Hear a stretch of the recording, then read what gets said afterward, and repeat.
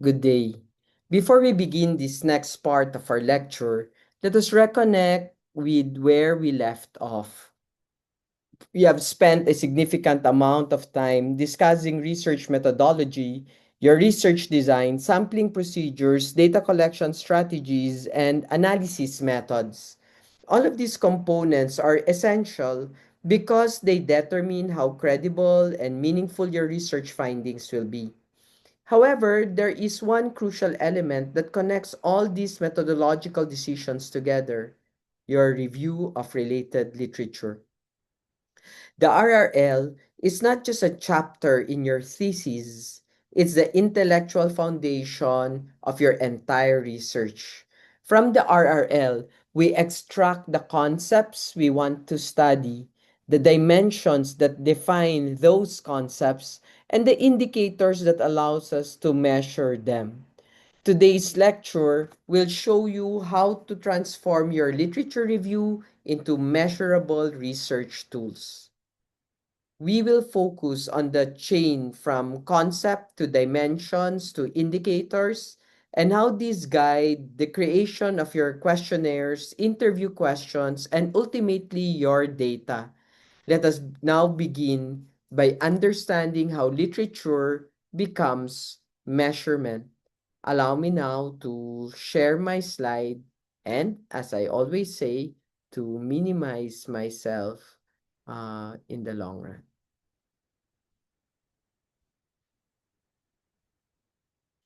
Turning literature review into measurable or describable research. This presentation focuses on one central goal: transforming theoretical ideas from your literature review into measurable and describable tools. Many graduate students and researchers gather extensive literature, summarize theories, and identify gaps. However, the challenge often comes when translating those theories into actual instruments such as questionnaires and interview guides. This lecture aims to guide you through that transformation from theory to measurable variables and from abstract ideas to concrete data. By the end of this session, you should understand how every item in your research instrument must be anchored in the literature. Each question you ask respondents should trace back to a concept discussed in scholarly work. When this connection is clear, your study becomes more valid, reliable, and defensible. Now that we understand the goal of this lecture, let us begin the journey from theory to measurement. To understand how literature becomes data, we must first examine the journey from theory to measurement or to description. Research begins with theory, but it must end with measurable or describable data.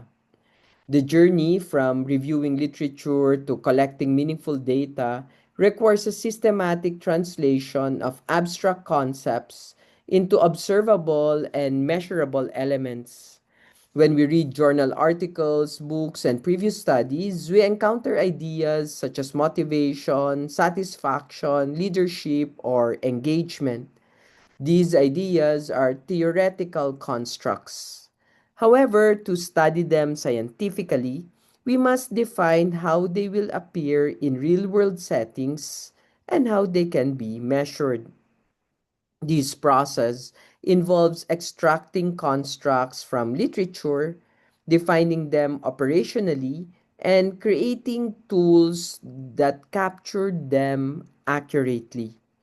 When every measurement decision aligns with your research questions and theoretical framework, your research becomes coherent and credible. Without this alignment, your data may not truly represent what you intend to study. Now that we understand the importance of translating theory into measurement or description, let us examine how to extract key elements from literature. The first step in this process is learning what exactly to extract from each source in your literature review. So, the extraction process, what to pull out from each source. When reviewing literature, many researchers simply summarize findings.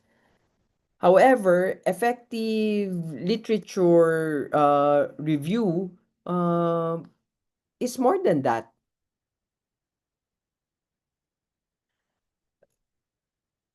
It's beyond summarizing. They extract key elements that will later become the foundation of their measurement tools. Every journal article, theory, or study you review contains valuable components that can guide your research design and instrument development. This extraction process ensures that your study is grounded in established scholarship while also being tailored to your specific research problem.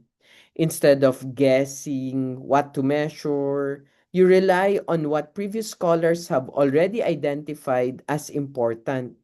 By systematically extracting these elements, you create a clear pathway from abstract theory to concrete data collection.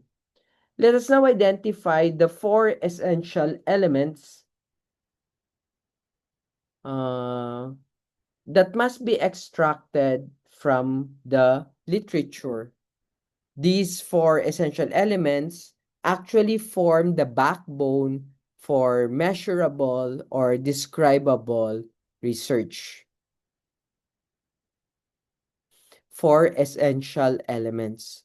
From every relevant source in your literature review, you must extract four essential elements: concept or construct, dimensions, indicators, and operational definitions.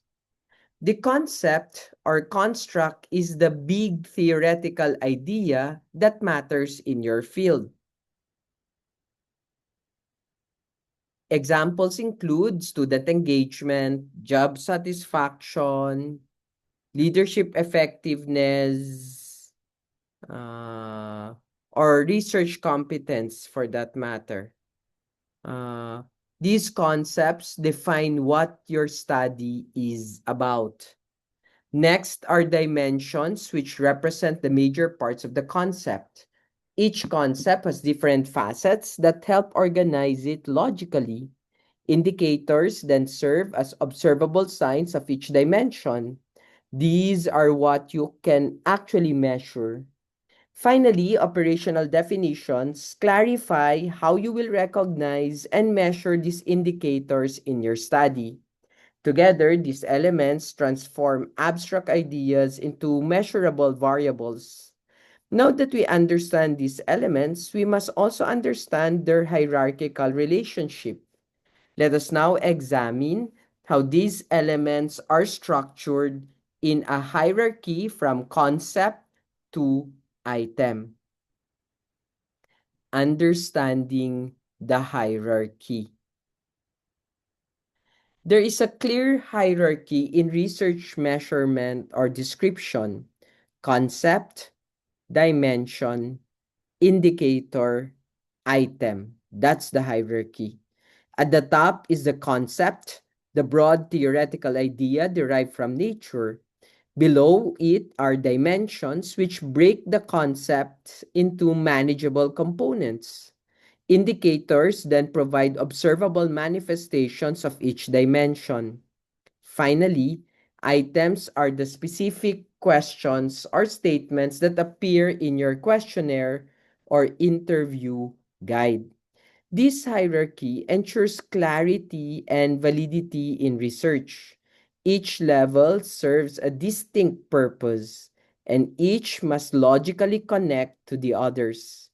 If an item does not connect to an indicator, or if an indicator does not connect to a dimension, the entire measurement process becomes weak. A strong study maintains alignment across all levels of this hierarchy. To simplify this structure, let us summarize it through a rule of thumb. So, to make hierarchy easier to remember, here's a simple rule of thumb for researchers to consider. A useful way to remember the measurement hierarchy is through this simple rule. The concept is what the literature says matters. The dimension is how the concept is organized. The indicator is what you can actually observe. The item is the exact question you ask participants. If you remember these four levels, you will always maintain clarity in your research instruments. This rule reminds us that research instruments should never be created randomly. Every question must have a theoretical basis, and every indicator must be supported by literature. When this structure is followed, your research becomes systematic, defensible, and aligned with scholarly standards. Now that we understand the foundational structure of measurement, we can move to the next step, building the complete chain from concept to actual questionnaire and interview items. In the next section, we will learn how to connect concepts, dimensions, and indicators into a complete concept to item chain. So let's look at building the concept to item chain. Now that you understand the hierarchy from concept to item, the next step is to connect these elements into a systematic chain. Extracting concepts, dimensions, and indicators from the literature is not enough. As researchers, we must ensure that every measurement tool we create can be traced back to these extracted elements. This is what we call the concept to item chain. It ensures that every question in your instrument has a clear theoretical foundation. When this chain is properly constructed, your research instruments become aligned with your theoretical framework and research questions.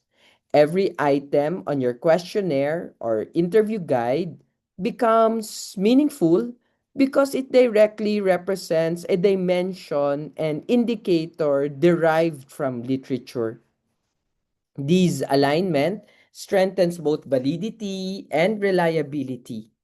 Without it, you risk collecting data that does not truly answer your research problem. To see how this chain works in practice, let us examine a complete example using a familiar construct like learning motivation.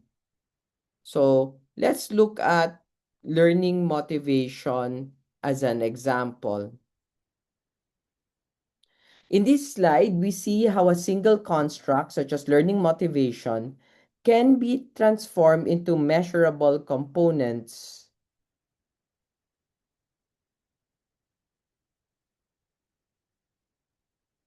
A concept like motivation may seem abstract at first, but when broken down into dimensions and indicators, it becomes measurable and observable.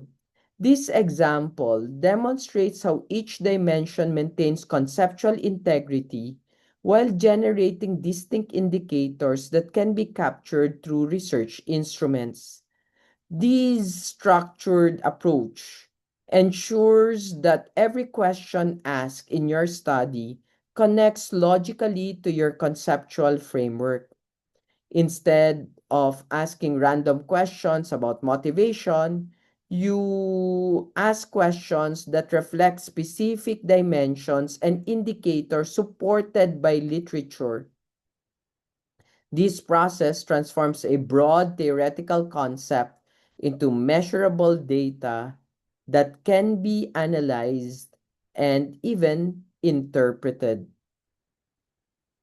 So let us now focus on the first dimension of learning motivation to see how indicators and items are developed. So learning motivation can be divided into dimension one, intrinsic motivation. The first dimension of learning motivation is intrinsic motivation. This refers to the internal desire to learn for personal satisfaction, curiosity, or even engagement or enjoyment.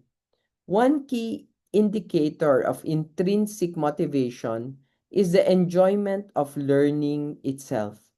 When students feel pleasure in learning, even when tasks are difficult, this suggests strong intrinsic motivation. To measure this indicator, we can create both quantitative and qualitative tools. A questionnaire item, such as I enjoy learning new lessons even if they are difficult, allows us to quantify responses across many participants. Meanwhile, an interview question, such as can you describe a time you enjoyed learning something difficult, allows you to explore deeper experiences. Together, these tools provide both breadth and depth of understanding. While intrinsic motivation focuses on internal factors, motivation can also be influenced by external forces. And this is actually our second dimension, extrinsic motivation. Extrinsic motivation represents external influences that drive behavior such as rewards, recognition, or incentives. An important indicator of this dimension is reward or recognition orientation. Many learners increase effort when they anticipate rewards or recognition, and this behavior reflects extrinsic motivation. Again, we see the importance of aligning indicators and measurement tools. A questionnaire item, such as I study harder when I know I will be rewarded, measures frequency or agreement quantitatively. While an interview question like, how do rewards or recognition affect your effort in studying, explores underlying reasons and contexts. By combining these approaches, we obtain a more comprehensive understanding of motivation. Now that we understand how concepts are transformed into items, we must learn how to write strong and effective questionnaire or interview guide statements.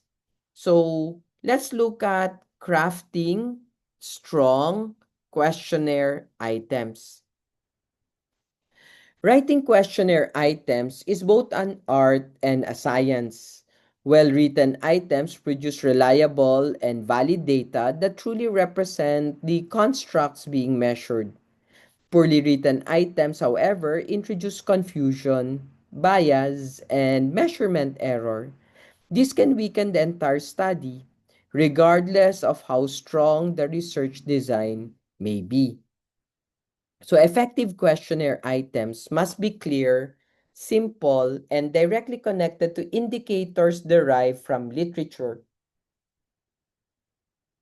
Each item should measure only one idea and should be easily understood by respondents. When items are carefully crafted, they generate data that accurately reflect participants' experiences, perceptions, or behaviors. This is why careful item construction is essential for high quality research. To guide you in writing strong items, let us now examine 7 essential guidelines for questionnaire construction. So, what are these 7 essential item guidelines? Alright. So, let's do the first 4 here.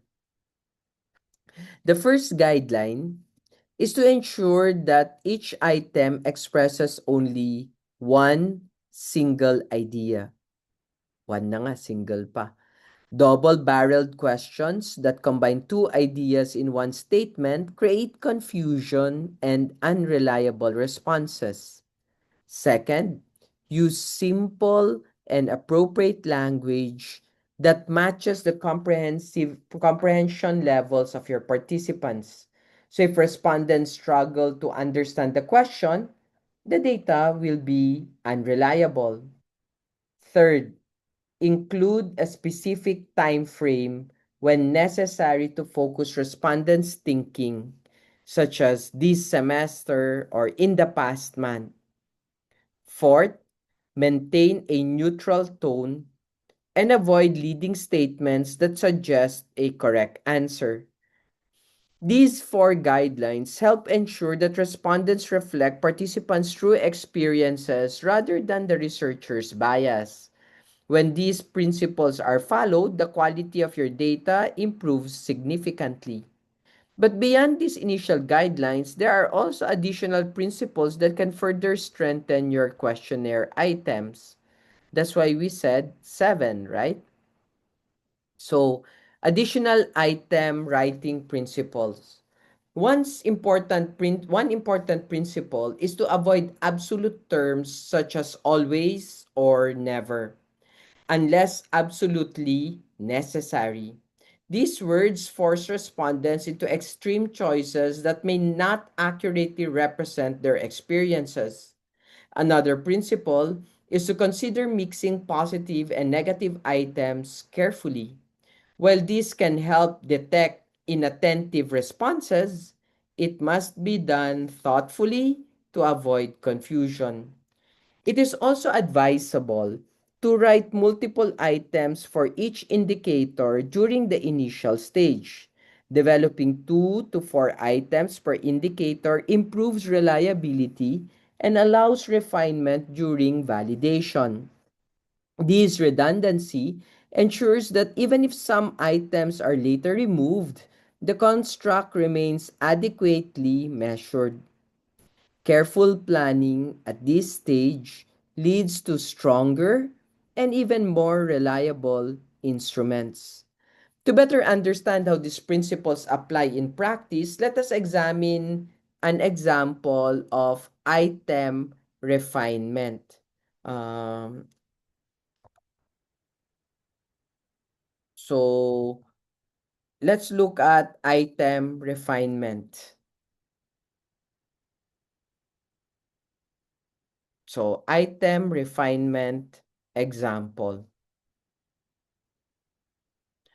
This slide shows the difference between a poorly written item and improved items. The original statement combines multiple ideas, uses absolute terms, and is overly long. Such items confuse respondents and produce unreliable data. When respondents are unsure how to answer, their responses may not reflect their true experiences. The improved version separates the ideas into clear, concise statements. Each item measures a single concept, uses simple language, and maintains a neutral tone. This demonstrates how careful revision can transform weak items into strong, measurable tools. Refining items is a crucial step in developing reliable research instruments. While questionnaires capture measurable patterns, interviews provide deeper insights. Let us now move into designing effective interview guides. So, how do we do interview guides, right? So, interview guides require a different approach from questionnaires. While questionnaires focus on breadth and quantifiable patterns, interviews aim for depth and context. Through interviews, researchers explore the reasons, experiences, and meanings behind participants' responses. This allows for richer and more nuanced data. Strong interview design. balances structure and flexibility. Questions should guide the conversation toward research objectives while allowing participants to share unexpected insights. Well-designed interview guides ensure that qualitative data remained aligned with research questions and even theoretical constructs. To design effective interviews, we must first understand the structure of strong interview questions. And in the next slides, we will examine the three-part structure of interview questioning. Three-part interview question structure. Designing effective interview questions requires structure. A strong interview question is not just a single question, it is composed of three parts: the core question, probes, and clarifiers. The core question introduces the topic and invites participants to share their thoughts freely. It must be open-ended and neutral, allowing participants to express their own perspectives rather than simply agreeing or disagreeing with the researcher. Probes and clarifiers deepen their conversation. Probes encourage participants to elaborate, provide examples, or explore alternative perspectives. Clarifiers help ground responses in concrete experiences and frequencies. Together, these three components ensure that interviews produce rich and meaningful qualitative data. This structure allows researchers to gather detailed insights while maintaining alignment with research objectives and theoretical constructs. Now that we understand the structure, let us see how this three-part questioning approach works in an actual example. And here you see the example in action.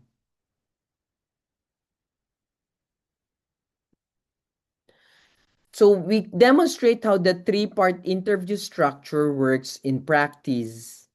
The core question introduces the main topic in an open-ended way, such as asking participants what factors influence their participation in class. This type of question does not suggest answers, but instead allows participants to describe their experiences freely. Such openness is essential for capturing authentic qualitative data. After the core question, probes are used to deepen understanding. These follow-up prompts encourage participants to provide examples, compare situations, or explain their experiences more clearly. Finally, clarifiers help establish frequency or significance by asking how often something occurs or how important it is. Through this layered questioning approach, researchers obtain detailed and meaningful narratives that illuminate patterns and themes. While core questions initiate discussion, probes play a critical role in expanding participant responses. Let us now examine to craft effective probes. So, crafting effective probes. Probes are essential tools in qualitative interviews because they encourage participants to elaborate on their responses. Without probes, interviews remain shallow and lack depth. Effective probes invite participants to explain, clarify, and provide examples of their experiences. They help uncover meanings, motivations, and patterns that may not emerge from initial responses alone. There are different types of probes researchers can use. Elaboration probes asks participants to explain further. Clarification probe ensure that the researcher fully understand what the participant means. Example probe requests specific instances, while contrast probes encourage comparisons. Feeling probes explore emotional responses. In short, by preparing a variety of probes in advance, researchers can guide interviews more effectively while remaining flexible and even responsive. Now that we understand how to design qualitative questions,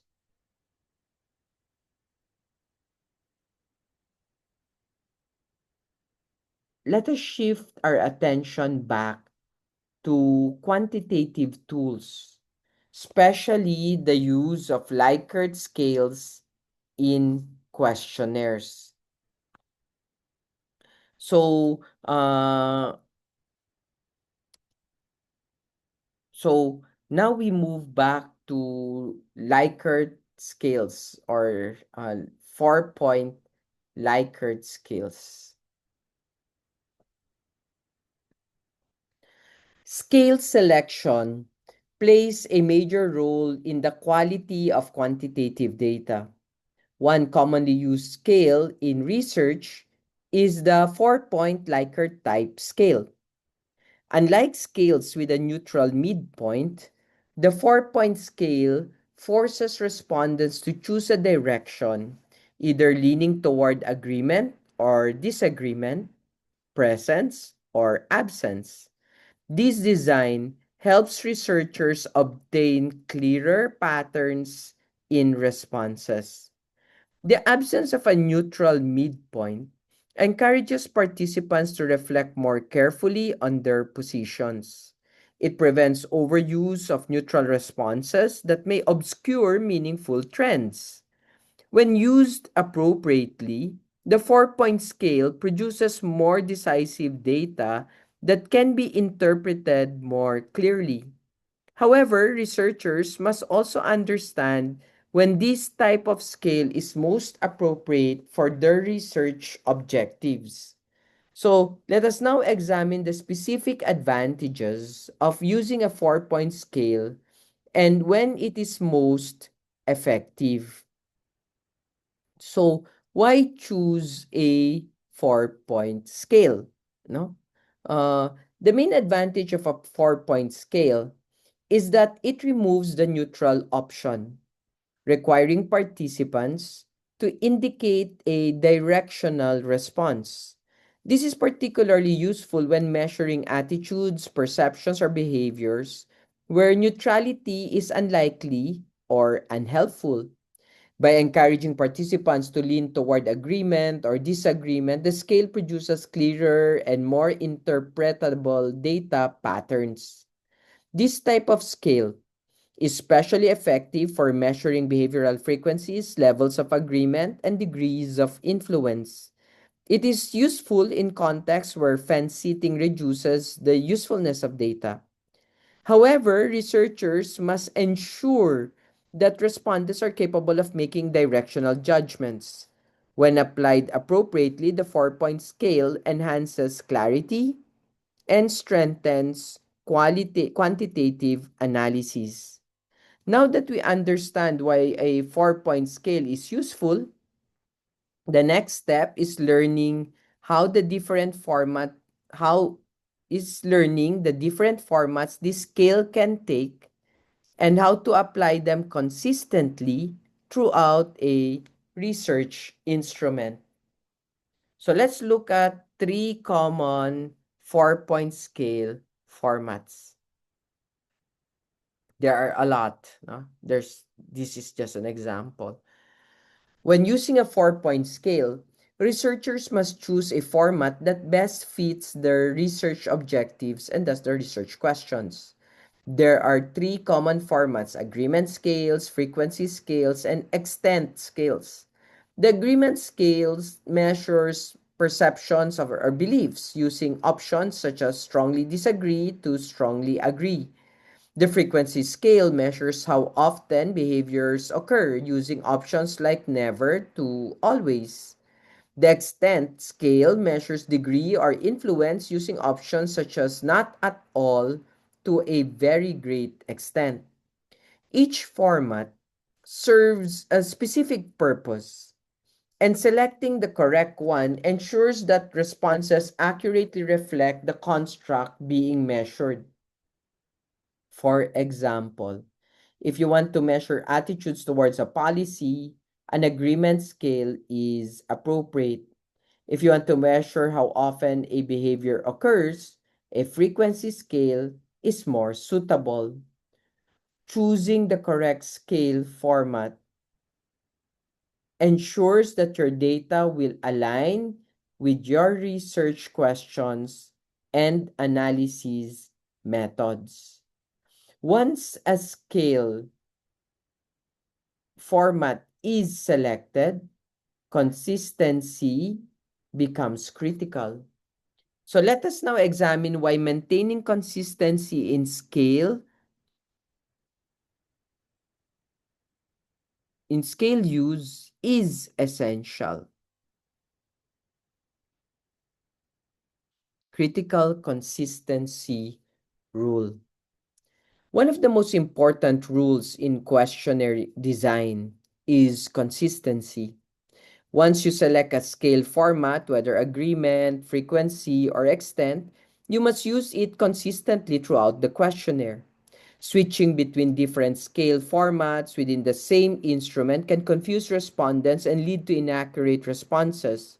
Confusion among respondents often results in unreliable data. Consistency also simplifies data analysis and interpretation. When all items use the same scale format, responses can be compared and combined more easily. If different constructs require different scale formats, it may be better to separate them into different sections or instruments. Clear instructions should also be provided to guide respondents whenever a change in format occurs. Maintaining consistency strengthens both data quality and interpretability. Now that we understand the importance of consistency, we must also understand what each scale actually represents in measurement.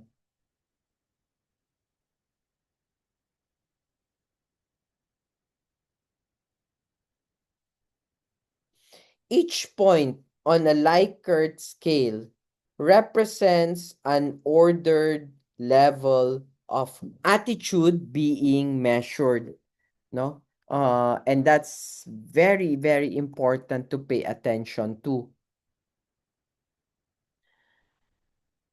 For example, level 1 represents minimal presence or strong disagreement, while level 4 represents maximum presence or strong agreement. These levels indicate progression in the intensity of or frequency of the measured variable. Understanding this order basically helps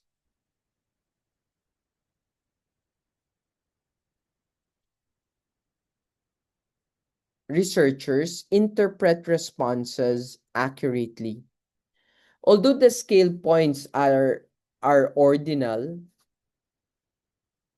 so researchers often assume equal interval between them for analysis purposes. This assumption allows the calculation of means and other statistical measures. However, it is important to remember that these numbers represents level of perception or behavior rather than exact quantities. Proper understanding of scale levels ensures accurate interpretation of results. After collecting responses using these scales, the next step is interpreting the numerical results meaningfully. Interpreting quantitative results. Collecting data is only the beginning. The true value of quantitative research lies in interpreting the results meaningfully. Interpretation requires preset criteria that convert numerical values into descriptive categories. These categories help communicate findings clearly and connect them back to research questions. Establishing interpretation criteria before data collection is essential. When interpretation bands are predetermined, researchers avoid bias and thereby maintain objectivity. This ensures that results are analyzed consistently and even transparently. Clear interpretation criteria also make it easier for readers and panel members to understand the significance of your findings. To interpret Likert type scales systematically, we use mean-based interpretation bands, and let us examine how these are calculated here. Calculating mean-based interpretation bands. To interpret mean score from a 4-point scale, researchers often use the equivalent interval, equal interval method. This involves dividing the scale range into equal intervals that correspond to descriptive categories. For a 4-point scale, the range is divided into 4 equal parts, resulting in interpretation bands such as very low, low, high, and very high. These bands provide a clear framework for interpreting average scores. Using these interpretation bands allows researchers to translate numerical results into meaningful conclusions. For example, a mean score within the highest band indicates strong agreement or high frequency, depending on the chosen scale format. By applying these interpretation bands consistently, researchers can present findings in a way that is both statistically sound and easily understood. While numerical bands remain constant, descriptive labels must match the scale type used. So in the next slides, we will examine how to align interpretation levels with different scale formats. So, adjusting labels to match scale type. While numerical interpretation bands remain constant, descriptive labels must match the type of scale used in the questionnaire. For example, if you use an agreement scale, the interpretation should correspond to strongly agree up to strongly agree. Strongly disagree up to strongly agree.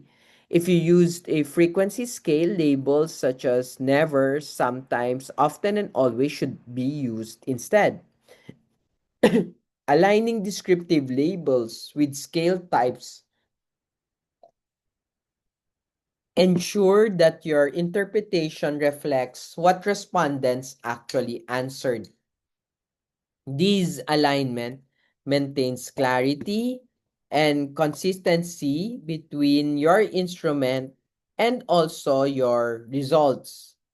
When readers see your findings, they should immediately understand how numerical scores translate into meaningful interpretations. Proper labeling strengthens the credibility of your analysis and prevents misinterpretation. As researchers, we must use that interpretation language. We need to make sure that interpretation language mirrors the language used in data collection. But aside from mean scores, researchers also interpret data through percentage distributions. And let us examine how to interpret these patterns.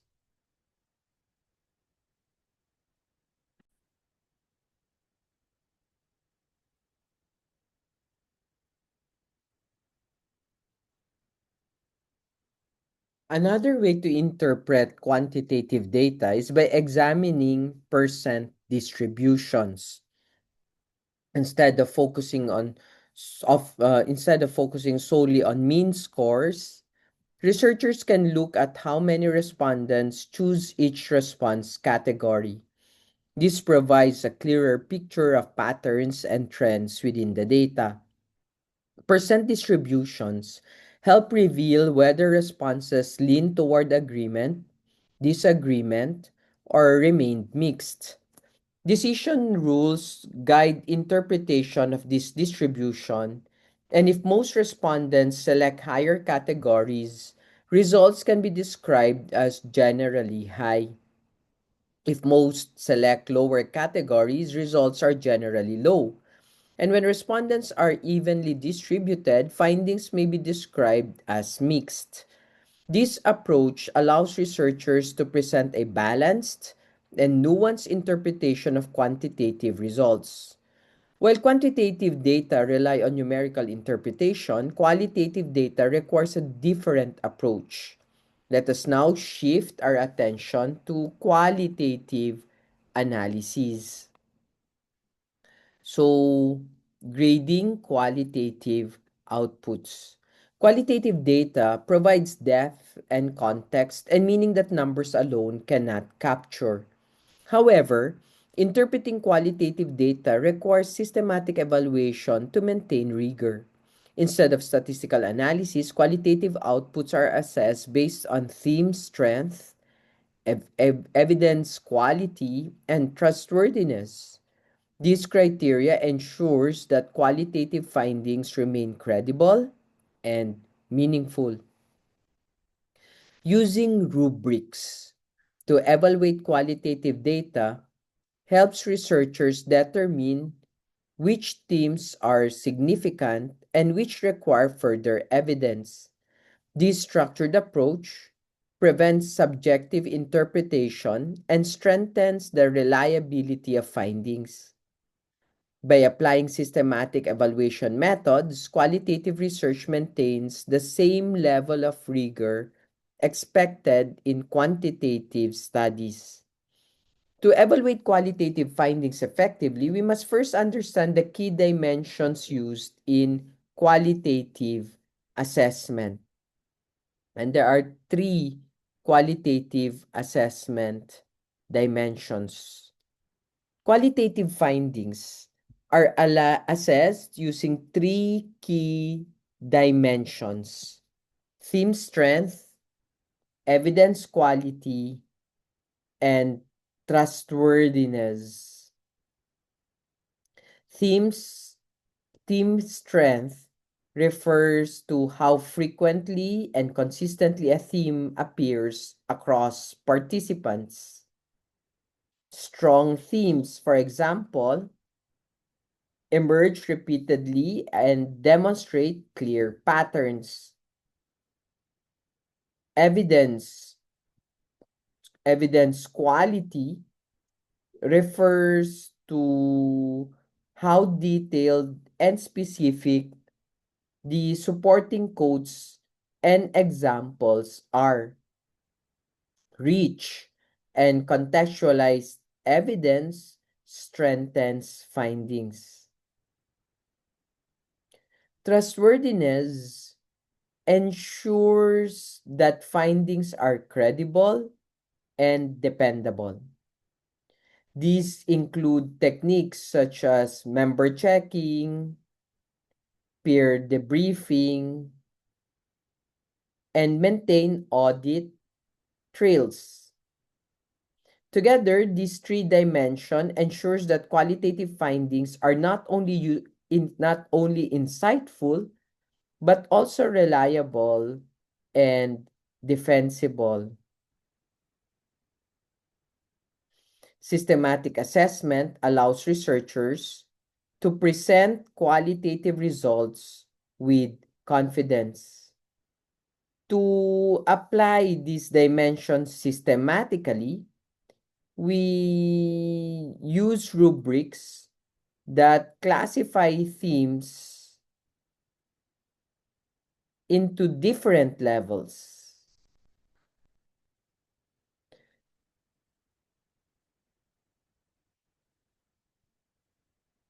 theme strength rubric into four levels. Into four levels.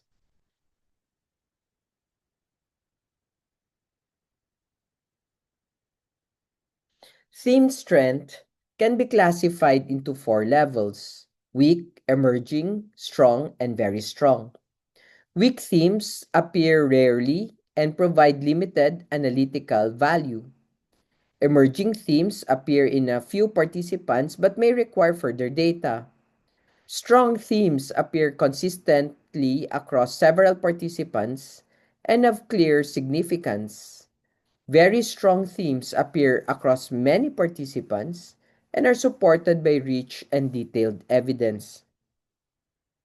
Using this rubric allows researchers to prioritize themes during analysis and reporting. Strong and very strong themes should be emphasized in findings, while weaker themes may be noted as tentative. This systematic classification ensures that qualitative conclusions are based on clear and consistent criteria rather than mere personal interpretation. Beyond theme strength, we must also examine the quality of evidence supporting each theme. And in the next slide, we will explore how evidence quality is actually assessed. So, evidence quality rubrics.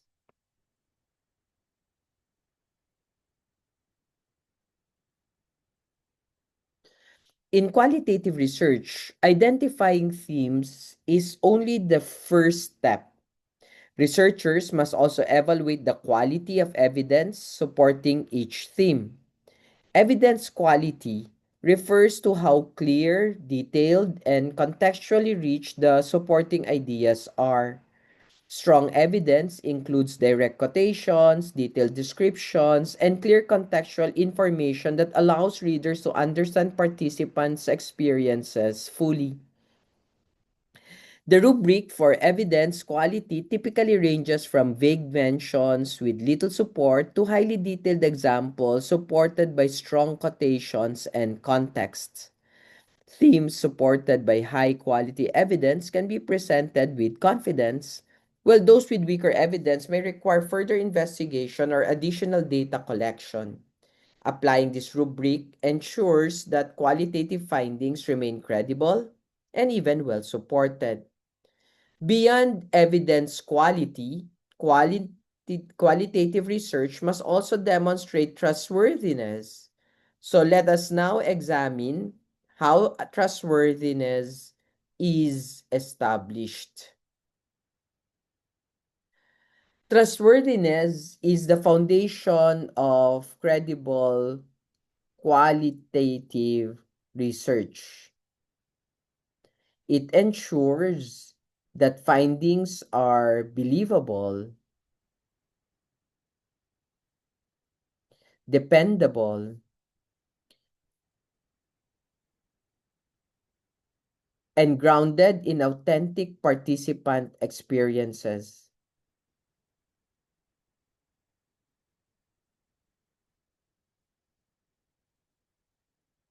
Four key elements contribute to trustworthiness: credibility, transferability, dependability, and confirmability. Each of these elements strengthens the rigor of qualitative research. Credibility involves verifying interpretations through member checking and peer review. Transferability is achieved through rich descriptions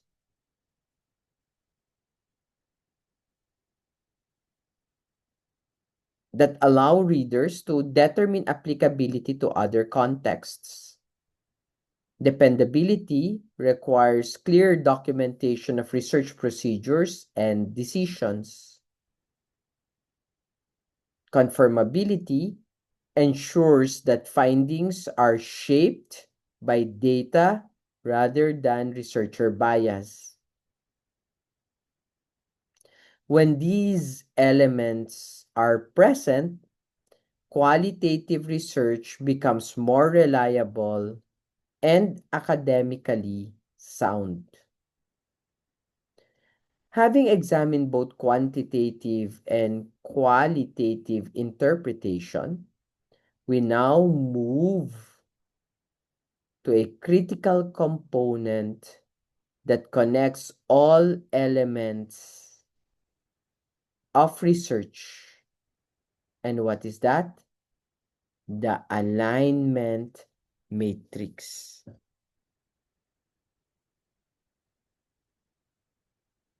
Research quality depends on alignment.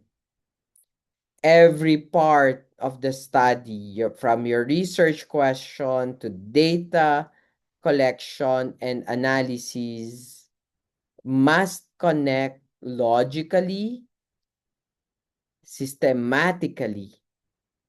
The alignment matrix, therefore, serves as a quality control tool that ensures all components of your research are interconnected.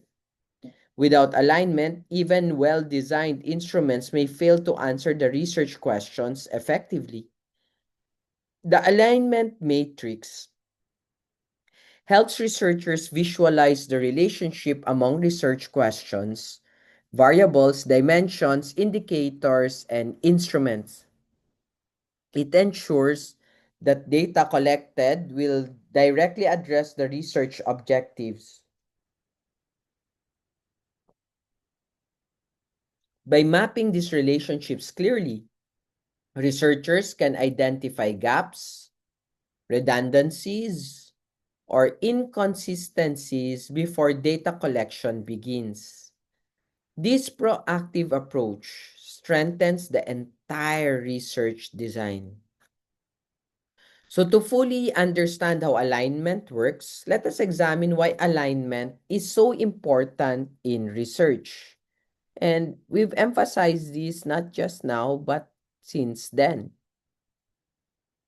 Misalignment is one of the most common and serious flaws in research. The problem in when research questions do not match when research questions do not match the instruments used, or when collected data cannot answer the research problem, the study loses its value.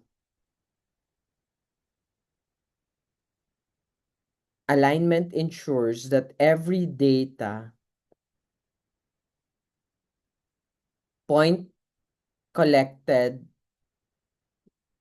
contributes directly to answering the research question.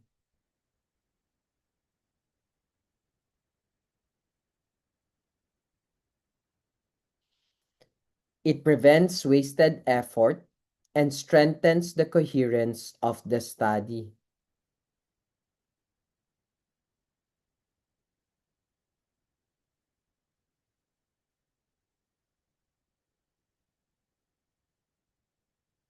The matrix allows researchers to identify and correct issues early in the research process. By checking connections among variables, instruments, and analysis methods, researchers ensures that all components work together, and this systematic approach improves research quality and increases confidence in the findings. Alignment, therefore, transforms um,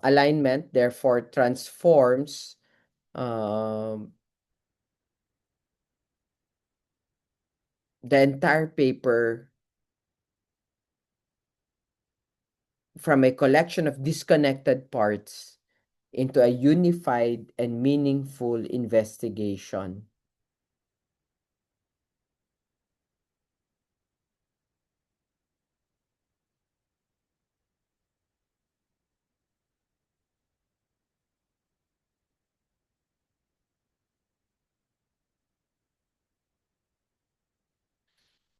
Now that we understand the importance of alignment, let us now examine the specific components that are included in the alignment matrix. So, components of the alignment matrix. The alignment matrix consists of key components that connect all elements of a research study. It begins with the statement of the problem or the research question, which defines the purpose of the study.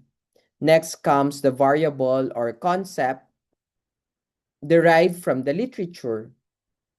This is followed by the dimension and indicator, which specify what will be measured. Then come the questionnaire and interview questions that will collect the data. Finally, the matrix includes the data analysis methods that will be used to interpret results. Each row in the matrix represents one research question and its complete methodological chain. By completing this matrix, researchers ensure that every question, indicator, and analysis method is aligned. This systematic mapping strengthens the validity and the coherence of the study and is really what your ITI, second ITI is about. Now that we have identified the components of alignment, we will see how the matrix is structured and used as a practical research tool. So, alignment matrix template. This slide presents a sample structure of the alignment matrix. Each row of the matrix corresponds to a specific research question or statement of the problem. Across that row, we trace the full methodological chain from variable or concept to dimension, indicator, questionnaire item, interview question, and finally the data analysis method.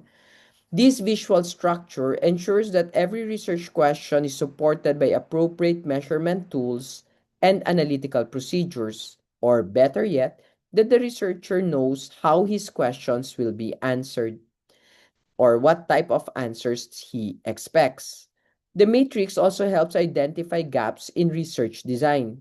For example, if a researcher question has no corresponding instrument or analysis method, it becomes immediately visible. Likewise, if multiple items measure the same indicator unnecessarily, adjustments can be made. By using this template during proposal development, researchers can ensure coherence, completeness before data collection begins. Now that we understand the structure of the alignment matrix, let us begin how it can be used for quality control in research. So, how do we basically use the matrix for quality control? The alignment matrix is more than just a table. It is a quality control tool. Researchers can use it to check coverage, ensure that every research question has a measurement approach. It also helps verify specificity, allowing researchers to trace each research question to specific items or interview questions.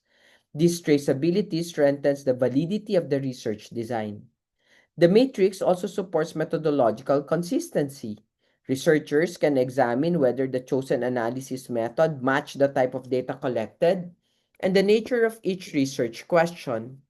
Additionally, it helps ensure feasibility by assessing whether the number of items and questions is manageable for participants.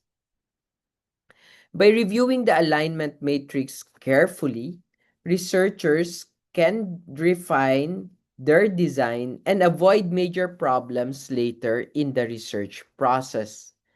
After understanding alignment and measurement, let us now review the key takeaways from this lecture. Key takeaways. This lecture emphasizes several key principles. First, literature drives measurement. Every item in your instrument must be grounded in concepts, supported by scholarly work. Second, the hierarchy of concept, dimension, indicator, and item ensures clarity and coherence. When this hierarchy is followed, research instruments become logically connected to theoretical frameworks. Third, consistency in scale, usage, and interpretation strengthens data quality. Fourth, quality is more important than quantity, where uh, well well-written items generate more meaningful data than numerously poorly constructed ones. Finally, alignment is essential. When all elements of research from literature review to analysis are aligned, the study becomes more credible, systematic, and even impactful. Having reviewed these principles, let us now reflect on how all these elements come together in your research journey. Putting all together.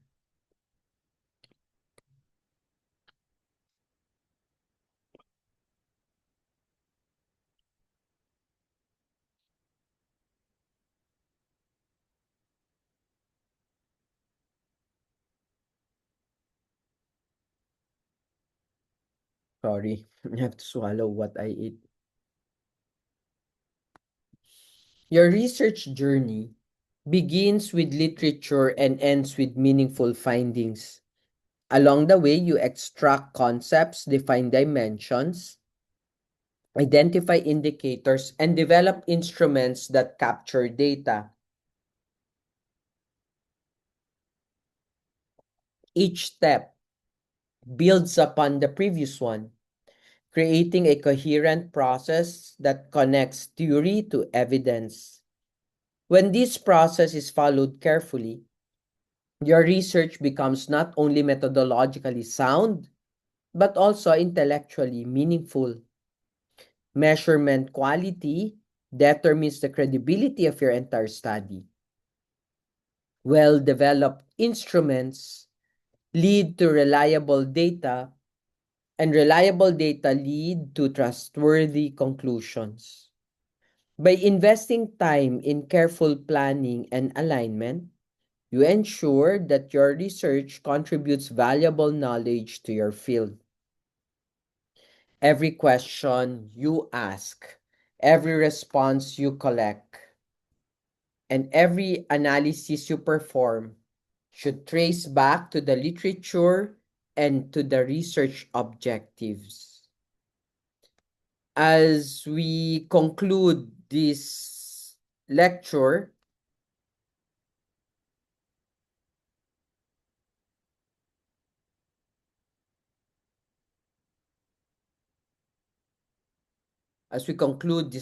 let us reflect on the deeper purpose of connecting literature, concepts, and measurement in research.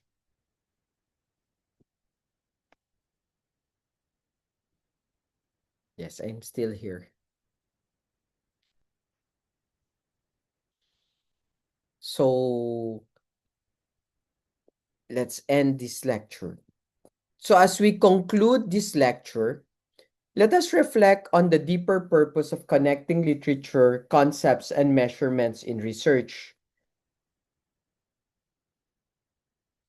Throughout this session, we have moved step by step from theory to practice, from the RRL to concepts, from concepts to dimensions, from dimensions to indicators, and finally to the instruments that allow us to gather data.